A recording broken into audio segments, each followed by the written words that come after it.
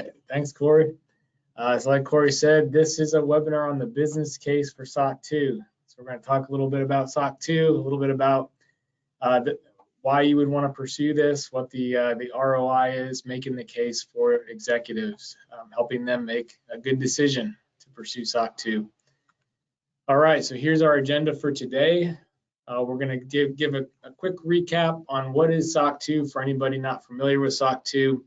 Then we'll jump into some of the drivers that we're seeing in the marketplace. Why are companies being asked to get a SOC 2 report? Then we'll dive into the business case. We'll talk a little bit about maybe reasons why you should and should not pursue SOC 2, some of the benefits of being compliant, how to communicate to the executive team. And when we talk about that, we'll talk about 2 downloads that we've got available for y'all as well, maximizing return on investment, and then some other considerations and resources. So without further ado, let's jump into it. All right, so what is SOC 2? For those not familiar with SOC 2, it is not a security framework. It is a reporting framework that is put together by the AICPA. That is the body of certified accountants in the USA. It's modeled, the framework's actually modeled off COSO 2013. And you need to be a CPA firm to conduct a SOC examination and issue a SOC 2 report.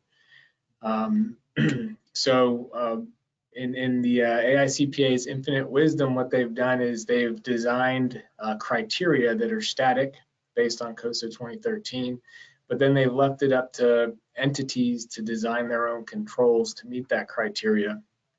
And practically that ends up being a collaboration between entities being assessed and then their auditor. And we'll get into that a little bit later. For every SOC 2 report, there is a baseline set of criteria. We call that the common criteria, and that covers the big topics in security. But for organizations that may be asked by their customers or partners to add additional trust service criteria, there are 4 additional ones. So you can think, if you're a data center, you probably want availability added to that. If you are in healthcare, privacy is very important. If you process financial transactions, processing integrity is probably going to be a category that your customers are going to expect to see as well. So those are additional tack-ons. Like I mentioned, the implementation of SOC 2 is flexible because the criteria are defined and don't change very often.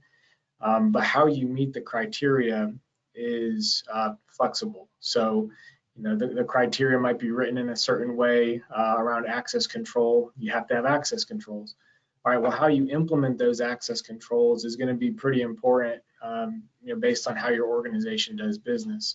So instead of defining the type of access control or how the control should be written, there is flexibility to define that in a way that makes sense for the business. There's 2 types of SOC reporting. SOC 2 Type 1, that is a point-in-time assessment over the design of controls and fairness of presentation. So that is strictly point in time. So if we're taking samples, we're doing a sample of 1. We want to see that the controls have been implemented, but we're not checking operating effectiveness over time. So due to the fact that it is just a point-in-time assessment, it does have limited assurance associated with it, just because we're not doing sampling.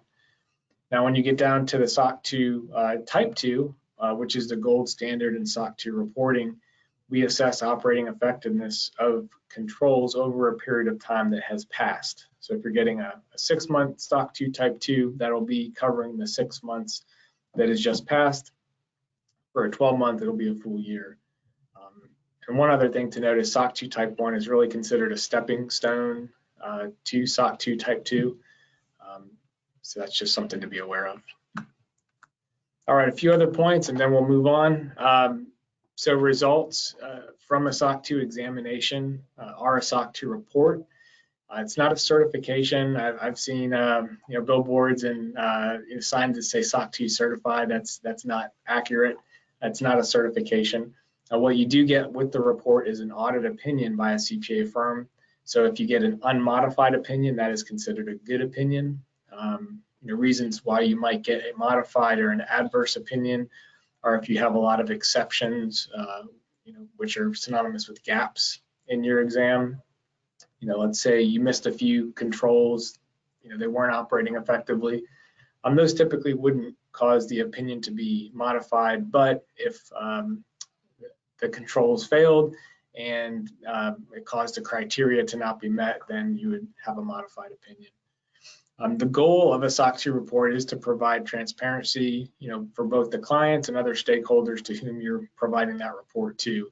These are restricted reports. You can't post them on a website. They're really intended just for those specified parties, such as customers, other auditors, the board of directors, things like that, because it does have sensitive information in it. There is something called a SOC 3 report, which is really a derivative of a SOC 2. There's no additional effort needed on behalf of the organization getting their SOC 2.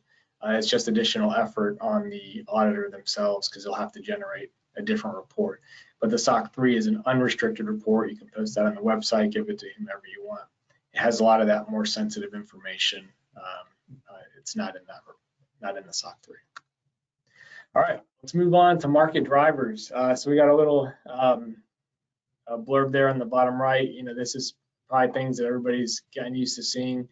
A lot of breaches out there, right? A lot of security problems. So these are some of the market drivers for third-party assurance, because companies want to do business with other companies, but they also want to make sure that their data and their customers' data is protected. So they need some assurance. So we've seen, over the last 8 years, call it, just a big increase in reliance on third parties. So that's due to a lot of outsourcing, connecting to third parties who can, do something on your behalf, to meet a business need or do something more efficiently, more cost effective. There's also an increase in third-party data breaches, and that's one of the big reasons why companies want to know that you've got a good security program, that you're operating that program effectively, and that you've been audited by a third party. Additionally, there's increased vendor due diligence requirements. So a lot of enterprise organizations are being forced to do good vendor due diligence on their third parties. So they're going to be asking to fill out a security questionnaire, or they're asking for a SOC 2 report, an ISO certification, something like that. And then, really for any B2B company, having a good security program and a third-party assurance mechanism is table stakes. I'd say you're just not competitive if you don't have that in place. And there's many reasons why you want these things in place. It's not just business enablement, it is risk management as well. So how do you build a security program? Well, SOC 2 is a good framework for kind of thinking about what are the baselines that you need to have. So if you look at any type of security or reporting framework in the security compliance space, you'll notice there's a lot of overlap. We might call things a little bit differently, like control environment versus governance, but really we're saying a lot of the same things. So for SOC 2, part of the value of SOC 2 is the flexibility of it. It's also going to cover all the major areas of concern, such as governance, communication internally and with external parties, risk management, monitoring of controls, third-party assessments, both technical assessments and control assessments. You have things like access control, operation security, change management, vendor management. These are all, important components of a security program. So for companies that haven't, done any kind of building of a security program, it is a good way to get a good baseline. And then what is third-party assurance? Well, this is trying to get assurance from your third parties that they do have a security program that's up to snuff, and if not, what are they doing about it to get to where they need to be? All right, now we get to jump into the fun part. This is the business case. So we'll talk about why you should do SOC 2. I'll even make the argument for why you should not do SOC 2, just based on what we've been doing in the SOC 2 space for the last I guess going on 7 years now. All right, so one reason you should consider SOC 2, your customers are asking about it. If they're asking about it, it's because they're being told to ask about it, they're being told to think about it, or it's just how they expect to get third-party assurance from you. Often they're not necessarily asking for a SOC 2, but they're asking for what kind of report or certification do you have, and especially in the B2B SaaS space, SOC 2 really is kind of the expected mechanism for communicating that. If your sales organization is asking about it, that's important. That means that you're either enabling business or potentially hampering business based on whether or not you have that. Sometimes having a SOC 2 will open up new markets. So just consider if you're doing a lot of business with similar sized organizations, or moving up to mid-market, you're going to start being asked to do these things, or at least communicate a glide path for when you're going to have that. So one of the things we see is often, companies will engage in business, but as part of the contractual requirement, you need to get your SOC 2 type 2 within the next 12 months, and that's a very common thing that we see. So if you don't have your SOC 2 today, if you feel like it's hampering business, definitely go down the path of getting a SOC 2, but also if you can communicate your timeline and your intended path to maturity, often that'll be a good stopgap. One of the things we'll provide for our clients is a letter of engagement, just something that they can give to their prospective customers saying, yes, we are engaged with a CPA firm, we are going down the path of SOC 2, and this is what our timeline looks like. For businesses that need right-sized information assurance, SOC 2 might actually be really good. So I mentioned it is flexible. It's also not as robust as some of the other third-party assurance mechanisms out there. So you consider like ISO 27001. I would say that is more difficult to achieve in a short timeline. Industry-specific things such as high trust or PCI, those are also a lot more burdensome. SOC 2 is more lightweight. Flexibility in designing a security program. Yep, we covered that already. And then driving positive change in the organization. So often one of the things that companies have to navigate in their growth journey is at some point you need to have a good security program, and often that means changing the way business is done. So SOC 2 does present a good opportunity for making some changes, delegating some responsibilities, formalizing some of the policies and procedures, governance, structure, meeting cadences, things that every organization needs in order to mature. Sometimes SOC 2 is a good driver for those things because they will require some of that. All right, let's talk about why you should not do SOC 2. If no one is asking about it, maybe you don't need it. Sometimes there are other third-party assurance mechanisms that make more sense. So just kind of keep an ear to the market. What are you hearing? What are your customers asking for? What are your competitors doing? That should kind of give some clarity on what you might need in order to communicate your security story to others. Sometimes there is a better fit. So let's say you have an international focus. You're doing a lot of business with companies outside the United States. ISO 27001 might be a more appropriate third-party assurance mechanism.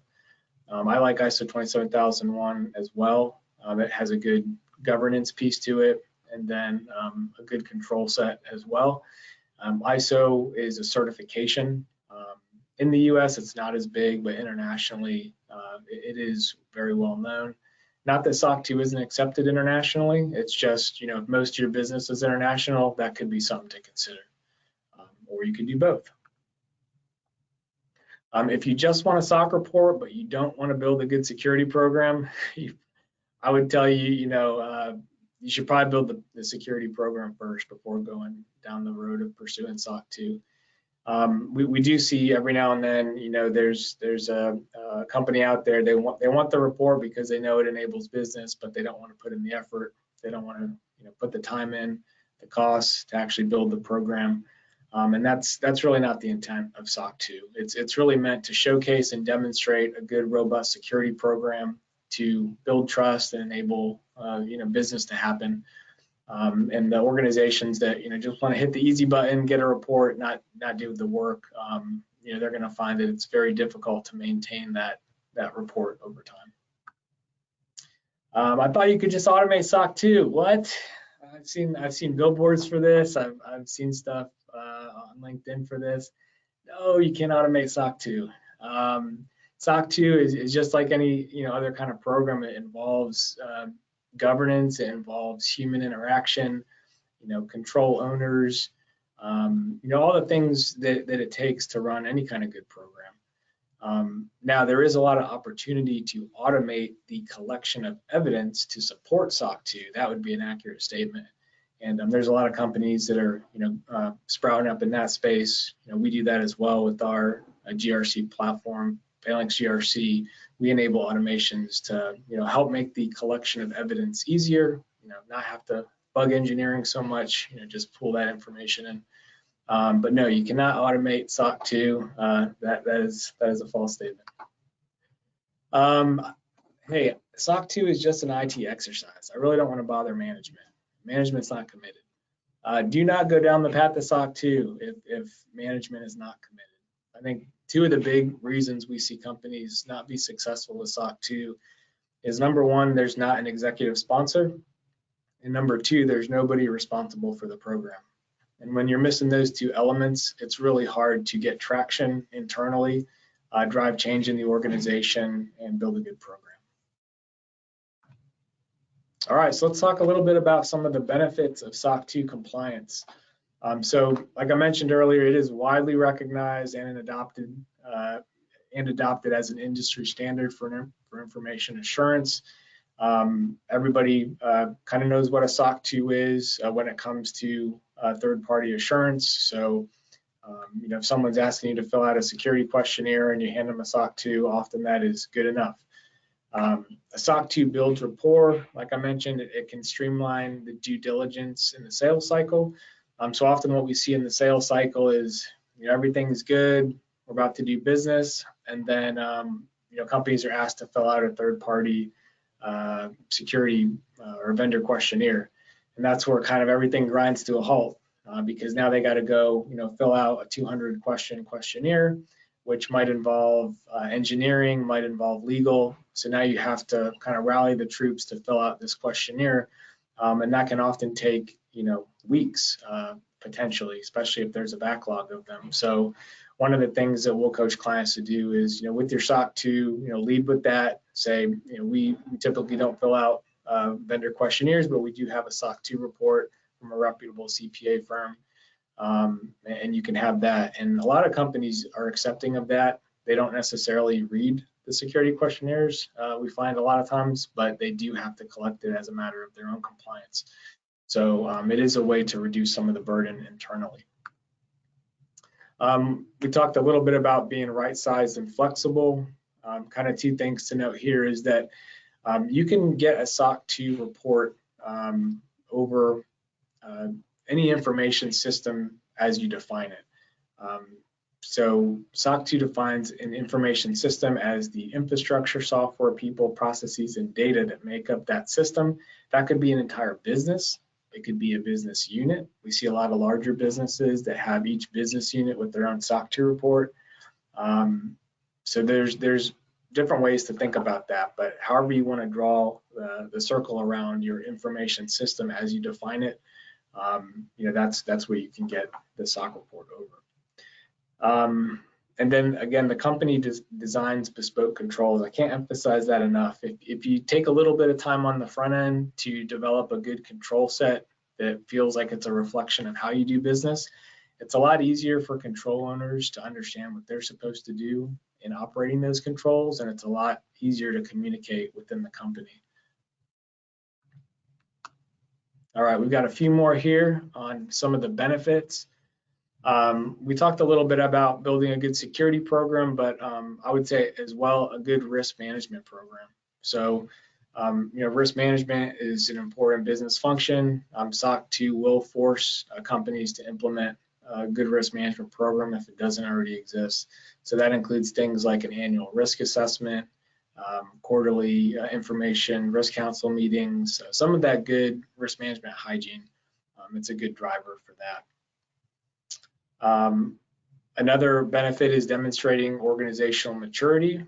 I think, again, as companies get larger and there's a lot of institutional knowledge, SOC 2 even forces some of the codification of that institutional knowledge and policies, procedures, training, things that are going to benefit the business, sometimes in ways that are hard to quantify, but just maturing along that continuum. It may increase business valuation, so that's an important one. When investors think about providing rounds of funding, one of the things they're looking at is how mature is this business? How secure are their streams of revenue? Well, if you have a good security and risk management program, that is a way to protect those streams of revenue. So that is something that we recommend that companies highlight in their communication with the board of directors and their communication with investors, because it is becoming an increasingly important point. And then another reason why SOC 2 is great is there's an opportunity to demonstrate compliance across multiple frameworks.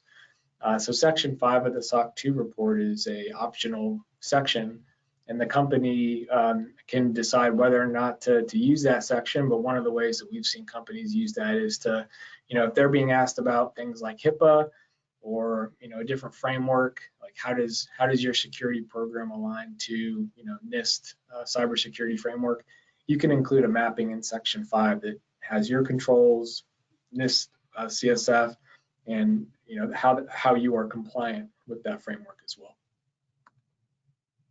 All right, communicating with the executive team. So there's 2 downloads that Corey helped me put together that you should be able to download right within the webinar. The first of them is building the business case. So this is a really good thinking model. It's 7 slides. Basically, we just kind of walk through, what is the big problem, bottom line up front. If you're wanting to implement a SOC 2 program and get your SOC report, why are you doing that? So presenting that bottom line up front to executives is really important. And then we dive down into some of the detail. So, okay, what are the current problems that we're experiencing today? And then what is our desired future end state? Where are we going? We also include a tentative timeline. We also include 2 slides on just thinking through the communication with stakeholders. So a lot of times when communicating to the executive team and requesting spend, you need to understand who are the different stakeholders that are going to be impacted, and then what are those different stakeholder sentiments. If you're able to get them on board and communicate with them, often that helps drive important changes within the business. So this is a pretty good tool. That is the PowerPoint template. And then we have another one, which is we call it a SOC 2 ROI calculator. The idea here is to be able to estimate cost, time, effort from the team. So we broke that down into 4 different sections. Everything from looking at cost to the business to how the business benefits.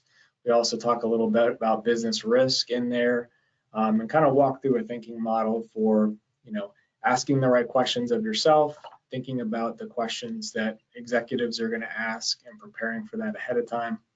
And then the last bullet point on this slide is ROIC principle, or return on invested capital. So one of the things we've noticed, in communicating with executives, is being able to communicate, what is the spend going to get me?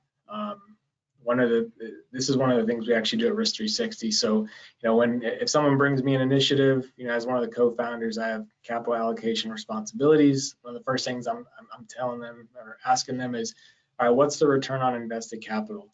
And one of the ways I like to think about this question is, there's an author, Greg Crabtree, who's a great business author, and he says, any investment should return, greater than 50% return on invested capital within 12 to 24 months. So in these 2 downloadables, we actually kind of break that out. So if you're thinking about, all right, if all in, I've got to hire 2 people, I've got to get some tools in place, I need to pay the assessor fees as well.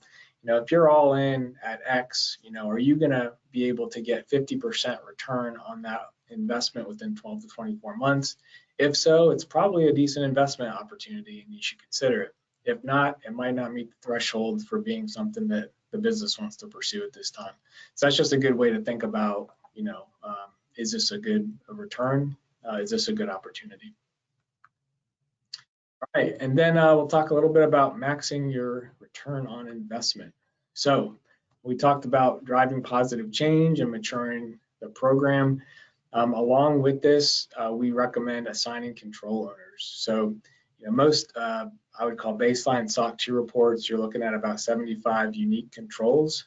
It's not really feasible for one person to operate all those controls. And the organizations that we see have the most success in their security programs are when there are clearly defined roles and responsibilities for those different control areas. So the IRC is going to run the risk management program.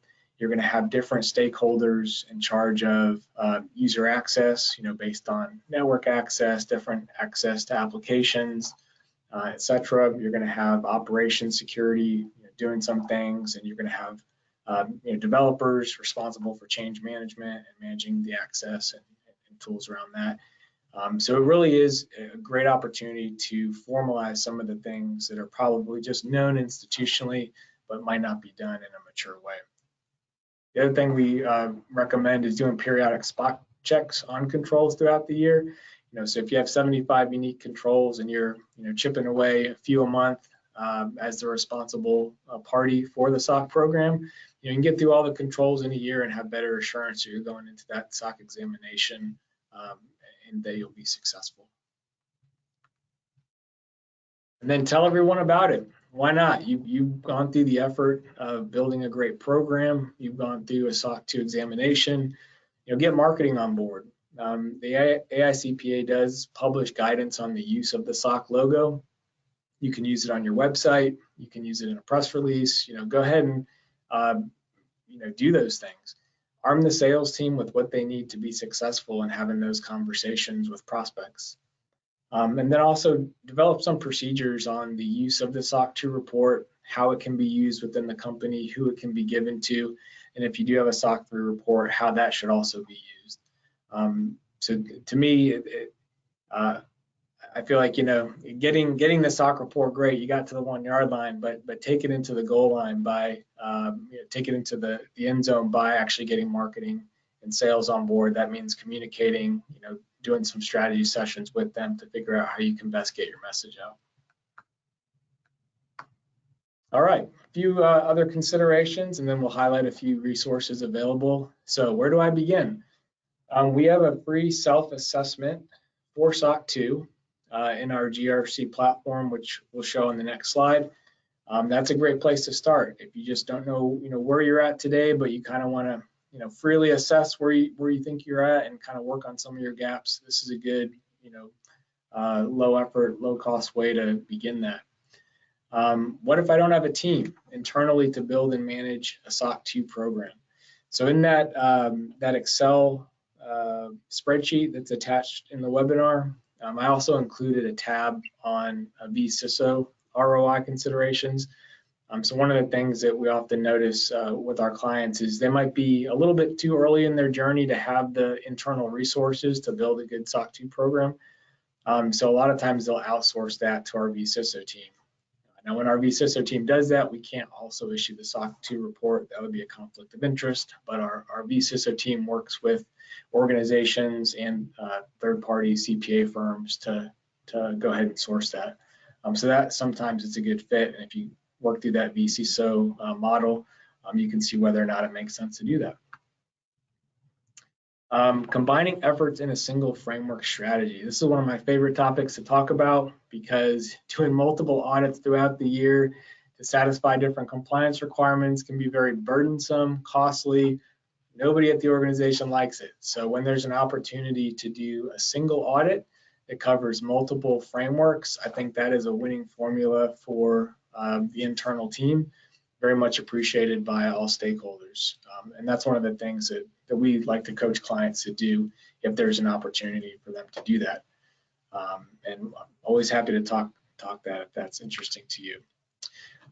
So how do I get started? If you want to get started for free, check out phalanxgrc.com. We've got a SOC 2 self-assessment in there. You can take it for free, get the results for free. There'll be some recommendations in there based on what gaps you're assessed to have, and you can start remediating those. No need to wait. And then when you're ready to begin your journey, call us up. A few additional resources here in case you're interested in learning more. We do have a YouTube SOC 2 playlist where we talk about just introduction to SOC 2, some of the finer points of, what does our 4-step process look like? What does the typical timeline look like for type 1, type 2? All those things you can find in the YouTube SOC 2 playlist. We also have a learning center on our website. And hopefully, Corey, we can get some of those links posted in here maybe. But check out our website, risk360.com. In the drop down, you'll see we've got a learning center, everything you probably need to know about SOC 2 or need to answer for an executive, you'll find that there. And then we have a bunch of SOC 2 blogs. We try to keep that pretty much up to date with where the market is and any guidance that's put out by CPA. And with that, I think we are ready for questions. Yeah, CW, you actually have 3 so far. Everyone on, if you have any questions, please feel free to ask them now. You got plenty of time to ask Christian White anything you want. So the first one we have is SOC 2 a certification. I've seen a lot of companies posting that they're SOC 2 certified, and I thought it wasn't a certification. It's not, but it sounds really good. I'm SOC 2 certified. No, it is not a certification, although it does have a nice ring to it. So to be accurate, they should say, they're SOC 2 compliant. They have a SOC 2 report. They've been through a SOC 2 examination. Those would be accurate things to say.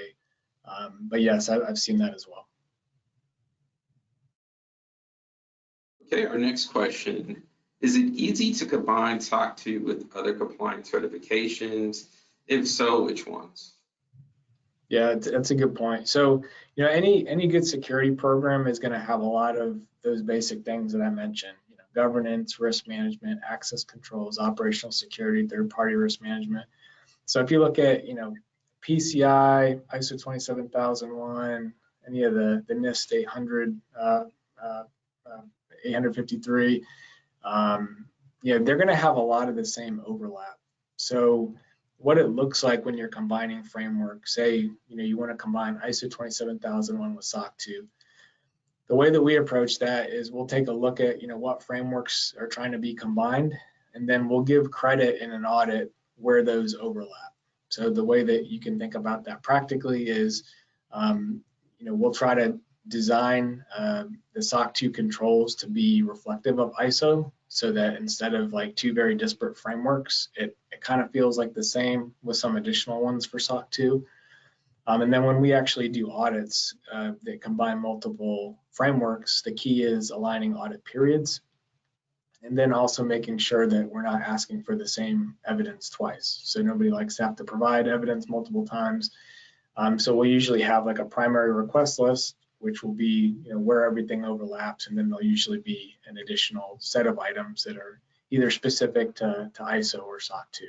But there's so much overlap that it really does make sense to try to combine them when you can. And you can combine most frameworks. It's just the degree to which they overlap, and then kind of the efficiencies that you get through that, or sometimes there is additional effort. So like consider PCI, that is a very technical security framework.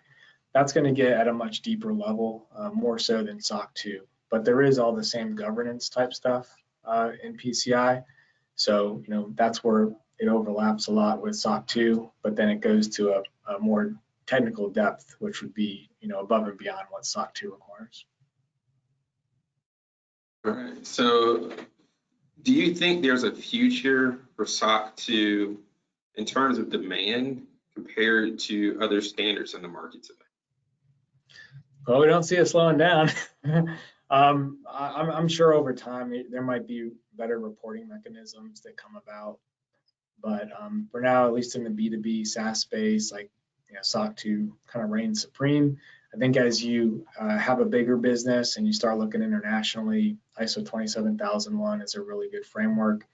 I like that because it's got a really strong governance layer, and then it's got all the security controls. High trust is another one. Like if you're in the healthcare space, high trust used to be a very big lift, very burdensome. They've since come out with 2 products that are much more lightweight. One is the High Trust I1, which has 182 controls, and then there's the brand new High Trust E1, which is only 44 controls. So a ton of overlap between SOC 2 and the E1. If you're SOC 2 compliant, you're pretty much E1 compliant as well. So a lot of that is just driven by kind of industry and market expectation. So if you're in the healthcare space, you might actually be able to use SOC 2 or High Trust, but we have seen some big health plans start moving to where they want to see High Trust. So it really depends on the market. It depends on the customers as well. Very cool. We only have one more, so guys, if you have more questions, please feel free to ask them. This person is trying to build out their SOC 2 program for the first time, and they're wondering if there's any free software or resources that they can use to get their team prepared for a SOC 2 audit. Yeah, so I'd say start with phalanxgrc.com, go through the self-assessment. That'll kind of let you know where you currently stand against the SOC 2 criteria. That'll let you know, all right, these are my gaps. These are the things that I've got to prioritize. So like if you're not getting a penetration test, you're gonna need to get one of those. If you don't do vulnerability management, you're gonna need to implement some vulnerability management. And then in terms of like a GRC tool, Phalanx GRC, we make that free at the essentials tier to the marketplace, just to try to give people a place to start. If you're looking for other types of software, such as a monitoring type of software or antivirus, there's a lot of options for that in the marketplace, and a lot of very good. Price has been reduced on a lot of those type of tools over time, just because there's so many entrants in the marketplace, and a lot of these larger companies have gained a lot of efficiencies. So it's definitely very doable. But going back to the self-assessment, that'll show you, like if you're missing all your governance stuff, like you don't have any policies, you don't have any procedures, okay, well, you need that. And it'll take you through the entire framework, and you'll have a pretty clear idea on what you need to focus on and what you got in place today. That's actually the last question, CW. Thank you all for attending today. CW, great job. Wait a second, we got a last minute question here. All right. Is it SOC 2 type 2 or SOC 2 type 2?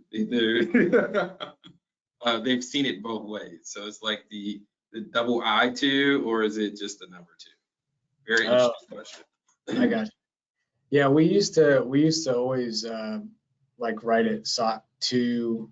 We'd write it SOC 2 with the 2 Roman numerals, and then type 2 with the number 2. But over time, we've seen that kind of go away, and just the numeral 2 is more common now, is what we see. But they mean the same exact thing, whether or not you use the Arabic or the Roman numerals there. Okay, so that's actually the last question. You guys will be actually sending this out for you to share with your colleagues tomorrow afternoon.